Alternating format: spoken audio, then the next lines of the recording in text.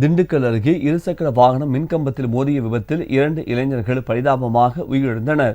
திண்டுக்கல் மாவட்டம் ஒட்டன்சத்திரத்தை சேர்ந்த கள்ளிமந்தயம் அருகே உள்ள தொப்பம்பட்டி பகுதியில் பெயிண்டிங் வேலை செய்பவர்கள் பள்ளப்பட்டியை சேர்ந்த வசந்த் பெரியசாமி இவரும் தாடிக்கொம்பு அகரத்தை சேர்ந்த சின்னக்காளை என்பவரும் இருசக்கர வாகனத்தில் சென்று கொண்டிருந்தனர்.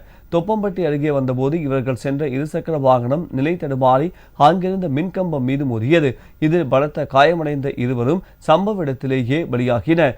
இதுகுறித்து தகவல் அறிந்த காவல்துறையினர் சம்பவ இடத்திற்கு சென்று சடலத்தை கைப்பற்றி ஒட்டன்சத்திரம் அரசு மருத்துவமனைக்கு அனுப்பி வைத்தனர்.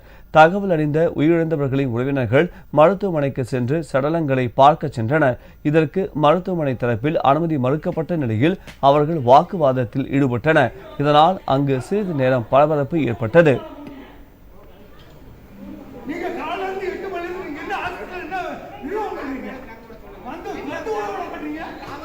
7 மணிக்கு தவிர சொன்னீங்க, நாங்க வந்து உட்கார்ந்து